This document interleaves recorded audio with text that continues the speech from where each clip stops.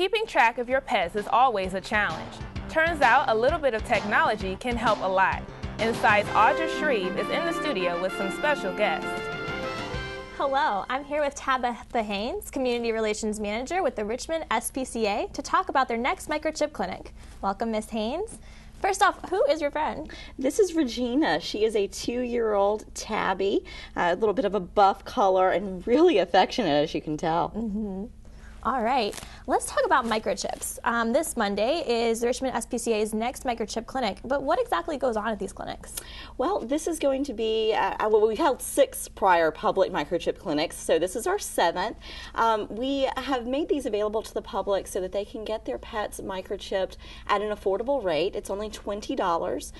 People can pre-register in advance and have their pets microchipped so that they have a permanent form of identification. Great. And estimates show that these microchips actually have already returned over 250,000 lost pets to their owners.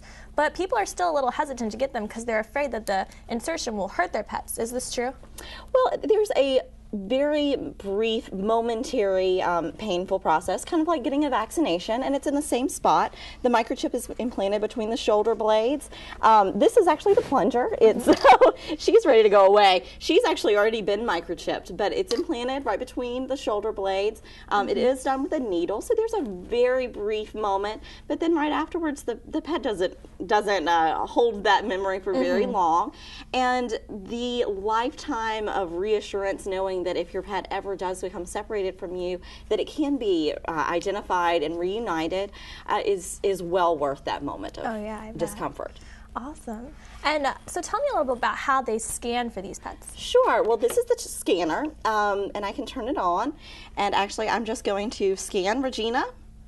And it's actually shown the number that is associated with her microchip shows up on the display. And were she a lost pet who's just been identified, we would then check that number with the database, and it would list her owner's information so that we could call and say, you know, that Regina has been found, whether she's found at a vet clinic, a private vet clinic. Most of them scan new patients. All of the public municipal shelters in our area, such as Richmond Animal Care and Control, scan found pets when they come into the shelter. Regina is wanting to get like a little adventurous and go exploring, so that's exactly the reason that she should be chipped. Even indoor pets should be chipped because especially indoor-only cats are less likely to be wearing a collar, less likely to have that physical tag, and so should they slip out, sometimes, you know, when you have a guest, someone forgets to close the door, should they slip out, it's really important that that permanent identification is tied to your pet. Great. So if pet owners actually do want to come out this Monday, how can they maybe register for that, and what should they expect when they get there? They can register on our website. Pre-registration is going to stay open through Sunday, and you can go to our website, which is richmondspca.org, and sign up for an appointment between 4 and 7 p.m. on March 7th. And when you arrive for your appointment, we'll actually already have all of your information since you pre-registered on our website, and you'll wait very briefly, go in with a vet and a vet tech who will take care of the insertion process, and really it takes, most people will only be there for about 10 minutes. Great, it seems so easy.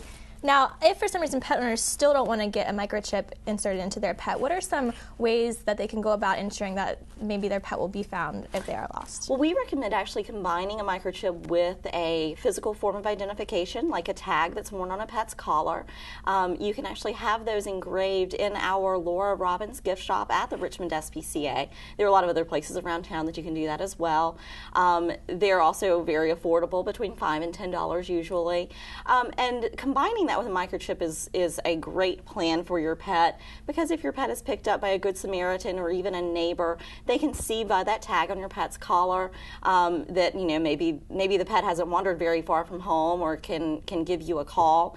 But the microchip then ensures also that if the collar were separated from the pet and the pet ends up at a shelter and gets scanned, it's an added form of insurance. All right, that sounds like a great event, a great thing.